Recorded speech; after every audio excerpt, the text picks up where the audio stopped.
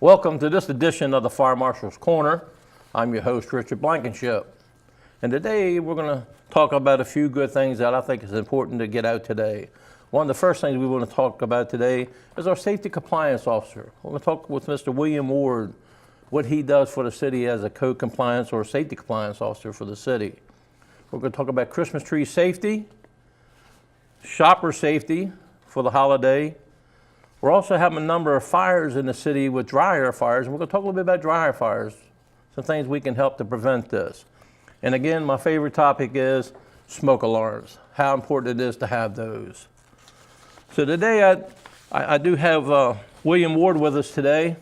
Bill, thanks for coming. I appreciate you taking time out of your schedule to just come in and tell us a little bit about what you do. Yeah, and I appreciate this opportunity, Richard. Since we've had that first line of duty death about a year or so ago, where we had one of our employees who struck on the back of a trash truck, I know the mayor was very concerned about that, and they wanted to get a code compliance officer or safety compliance officer to make sure that our vehicles are safe, people can see them, and that our employees are safe. We just want to make it safe for all our employees. So then they brought you on. So how long have you been with the city? I was hired back in February, I think the 5th of February to be exact, and the mission was pretty simple, to put together a safety program that our employees would embrace, and that would do our very best to prevent a reoccurrence of something, the unfortunate event that happened, but also one that would get all the employees to be excited about safety. I know I've talked to you a couple of times, and you seem like you got a pretty good background in this type of area, this type of work. Now I know when they announced for the job, they had some kind of certifications that you needed, like OSHA certification, stuff like that. So you got all that stuff, right? Yeah, I'm degreed in, I got my bachelor's of science in environmental, and back in the somewhere around like 1990, the trend in the industry was to combine jobs, safety and environmental, to environmental health and safety.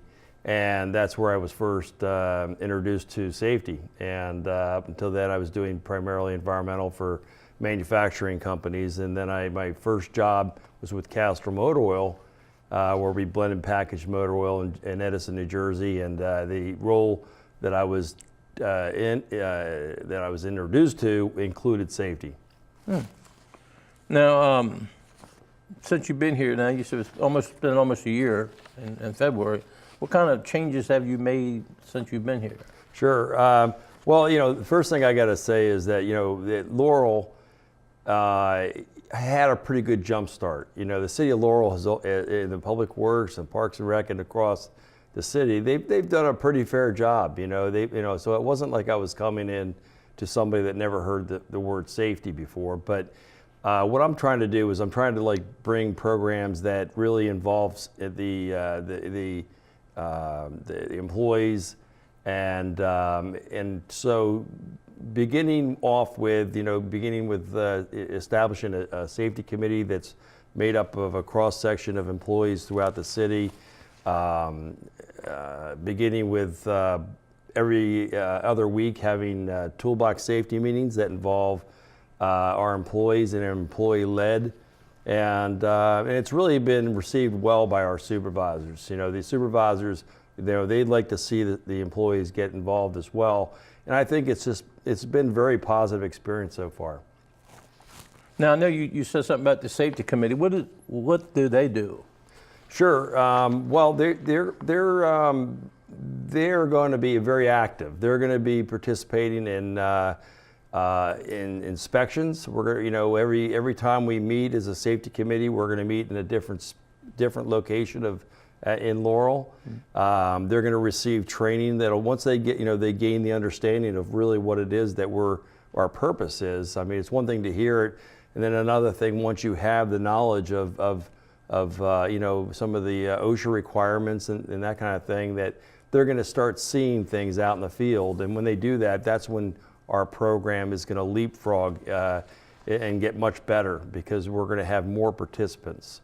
And the purpose of the safety committee really is to evaluate when we get safety recommendations from the supervisors, is to evaluate those recommendations and make the decisions as whether we want to move forward on those recommendations, and if we do, then it goes through our process. They're also going to play a role in inspections at each of the different locations. Yeah, like I said, with that committee, there was a lot of diversity there with different groups, and I think we had some good information. Yeah, we have. I mean, we have people from law enforcement, Parks and Rec, the streets, and collections, waste collections. We have people, grounds maintenance. I mean, they're all young folks.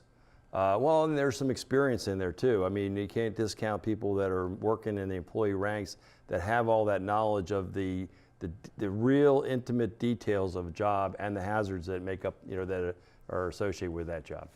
Yeah, and it's good that you got the support from the mayor's office and the city administrator's office. There's a couple of guys there that came from backgrounds from the fire service and know how important safety is. And I know both of those guys very well, Craig Moe and Bill Goddard, that they're very into the safety. Safety, you can't go wrong. There's nothing wrong with that. We want, just like Prince George's County Fire and the EMS Department states, everybody goes home. Yeah. And everybody's adopting that motto. And the message has been very clear. They really brought me on to. They want us to address safety and to make us the safest city in the nation. That's. Well, you can't, like I say, you can't go wrong with safety. And I like that you got the attitude that if I submit something to you that I think is a safety issue, that your committee will review it and then go forward, either say, yeah, that's something we can do or something we can't do, or maybe at a later date or something. But at least the people that work in the city, no matter where you work, if you got an idea, somebody's going to listen to it. Yeah. And we'll get back to you with the status. That's true. Every employee out there that submits a suggestion, not only after they submit it, okay, they're going to get follow-up status updates, so that they understand that the committee's taken it, we're reviewing it, and through final disposition, okay, and they'll understand how they contributed to our safety department. And that's good. It's good that we have that. And also, I know that since Marcus was injured at that time on the trash truck, that I notice our vehicles now are marked very well. Slow down, go around. Even all our utility vehicles and stuff have that sign on the back. And also, more lights. So, asking the people, if you see a trash truck or a city vehicle, please slow down, because we do have people working out in the street, and we just want to make sure that our people are safe. Bill, thanks for coming. I appreciate your time, and I'm looking forward to working with you on this committee. And I think you got a lot of good work coming out, and we'll see what happens with the future. Thank you, Richard. Thank you, sir, for coming. Appreciate it. As NFPA states, there's over 250 home fires every year caused by Christmas trees.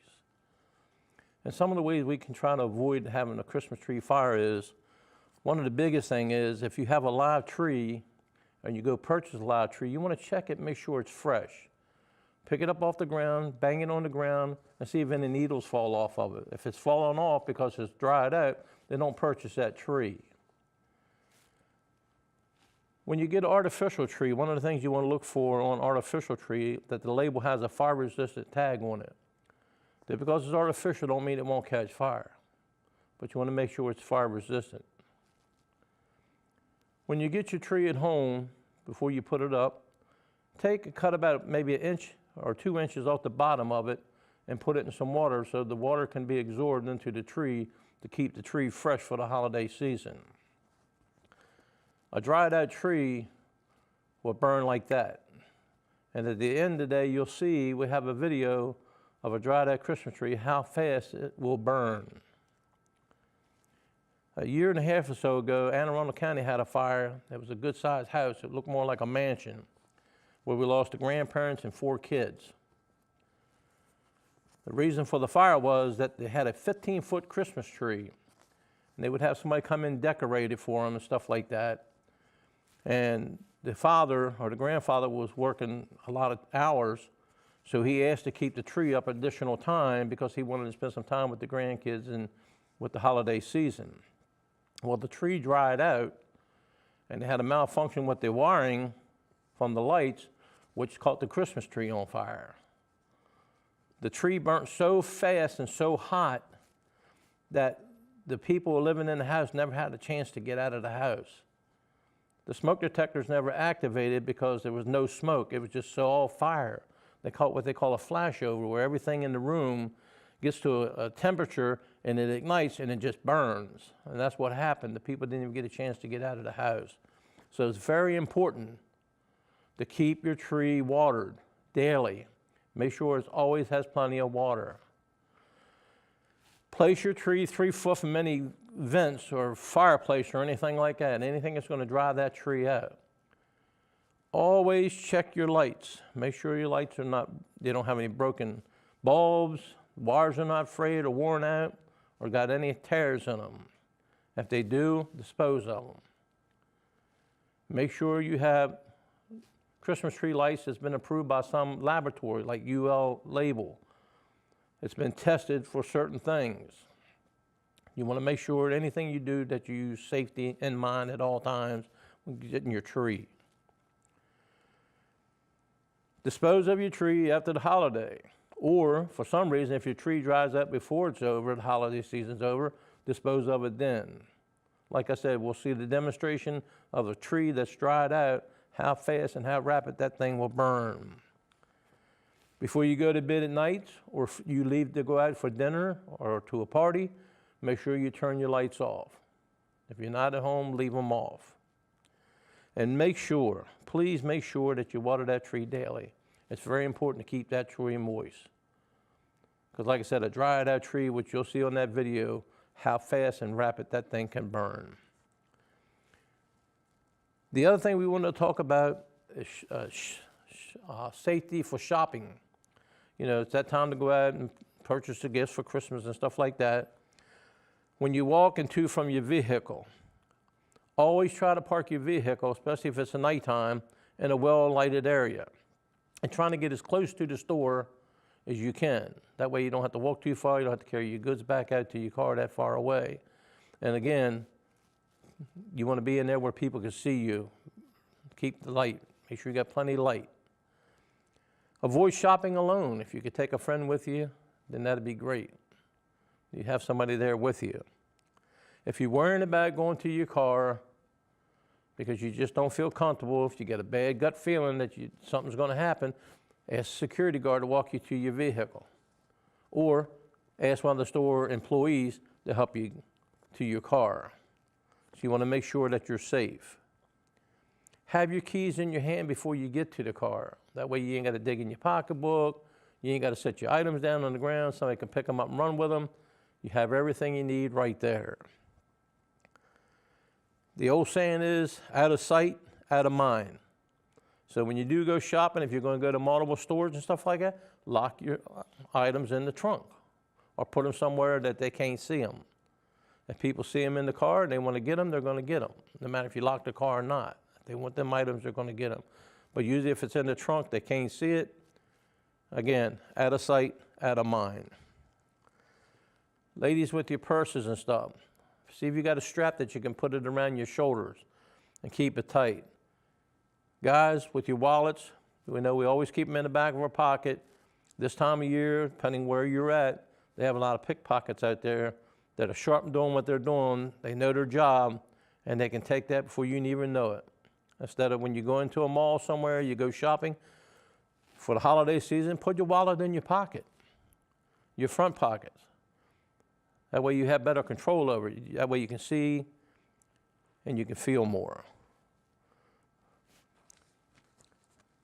One of the things that the fire department asked me about, they'll talk about, was dryer fires. They've been having a large number of dryer fires in the city. Around 3,000 dryer fires happen each year, with an estimated of 5 people dying from that, over hundreds of injuries, and $35 million in property loss. That's a lot. The biggest thing is, though, the 5 deaths because of that. Now, some of the things we can do to help avoid this, a lot of the cause of these dryer fires is a lack of maintenance. You know, you should have at least a couple times a year, at least 2 times a year, have a company come out to do these chimney sweeps. A lot of times they do dryer vent cleaning as well. They come out and clean the vents and stuff like that. If you don't want to do that, clean them yourself. But you need to make sure that every time you have the filter in your dryer, that you change that and clean that every time you use it. And you want to make sure that there's times that you get the vacuum out, you vacuum behind the dryer and make sure you get all the lint and stuff like that. And then go outside once in a while and just check and make sure that when the dryer is running, that the vents are open and the airflow is coming out. Make sure that no animals have got up in there and blocking your ventilation. So you want to do that. Some of the older dryers around have the white plastic tubing on it. Because the weather changes here so much, hot and cold, a lot of times moisture will get into those plastic covers and they would just lay there, and then it builds up lint as it goes on, and it just kind of clogs it up a little bit. And then what happens when it gets hot and it dries that stuff out, that's when we start having fires. So you want to make sure that you replace the white plastic tubing with a metal type, because that's important to do that. And do not overload your machine. A lot of times people like to do big loads, and it'll ruin your one that's not good for the machine, and it'll just cause you to have it overloaded and may cause it to catch on fire. Follow the recommendation of the manufacturer. When you get anything new like that, read it and what it says. It's also going to tell you where your filters are and how to clean it and keep it maintenance free. My biggest thing I like to talk about, and I talk about this every time we do the show, and it's very important to me that we have to make sure you have an operating smoke alarm. You know, if you have one of the older ones, it's greater than 10 years old, you should replace it with a 10-year seal unit. And the reason why we replace them at 10 years, because the sensors get bad in them over the years. From dust or people smoking in the house and stuff like that, the kind of tendency to wear them things out. So 10 years, you replace them. When you're looking at your smoke alarm, if you take it off and look at the back of it, it'll have a date that thing was manufactured. That's the 10-year time you want to start from that date. Not the day you purchased it, but the date that it was made. And then you can mark it on your smoke alarm that I purchased this on this date. So it gives you some idea about when it's going to need to be replaced. In the past month and a half, we've had 3 people die in a house fire in Montgomery County in Bethesda area. And during the investigation, it was determined there were no operating smoke alarms in that house. And that bothers me because it's very important that we keep putting this out and making sure that everybody understands how important it is to have a smoke alarm. If you don't have one and you need one, you can contact the city fire marshal's office. We will come out and put one in for you, or 2, whatever you need to make it safe, at no cost to you. We're happy to do that. Your local fire and EMS departments, same thing. We're happy to come out and help you. We just want to make sure that you're safe and your family's safe. They're not that expensive, but they do save lives. And they've saved a lot of lives over the year. And the whole reason for the smoke alarm is, if a house catches on fire, they estimate you have about 2 minutes to get out of the house. That seems like that's not a long time. Seems like it might be, but it's not. And you got to understand, we know how to get out of the house. We get up, we get dressed, we go outside and walk out the front door. But if that house was on fire and you can't see your hand in front of your face, that 2 minutes ain't going to be very long. And the whole reason for the smoke alarms is early detection, to allow you time to get out of the house. And you also need to have an escape plan for your family. Once we get out of the house, you never go back in. You find a place to meet. And when the fire department get there, you can say, my family is here. They're all accounted for. The fire department is going to check it anyhow, because that's what they're trained to do, to search rooms, and they're going to do that. But it just makes it a little bit easier and faster if you can tell them that everybody's out. It's Christmas, and all the kids get the gifts for Christmas. And what do they need a lot of times? Batteries. So make sure you stock up on your batteries, that you don't take them out your CO detectors or out of your smoke detectors, because everybody would do that. I'll get one tomorrow when the store's up and I'll put one back. It never happens. And then you're short, and then you're putting your family at risk because you don't have an operating smoke alarm. The Laurel Fire Department wanted just to remind you to check And you can call them at 301-776-3600 to find out when Santa's coming to your neighborhood. They come out, bring Santa around the neighborhood, like the little kiddies like to watch. They've been doing this now for probably almost 40 years. So they'll continue to do that. I know we went over a lot of stuff today, but my biggest thing I want to make sure you understand, like I do every time, have that operating smoke alarm. Very, very important. With your Christmas tree, make sure you keep it watered. That's the biggest thing with the Christmas trees, and make sure that the lights are safe. And you put lights on the exterior of your house, make sure when you purchase that, they're made for the exterior, or they're made for both. Then you can do that. On behalf of the Mayor and City Council and the City Fire Marshal Laurel, we wish you and your family a safe and happy holiday. Thank you.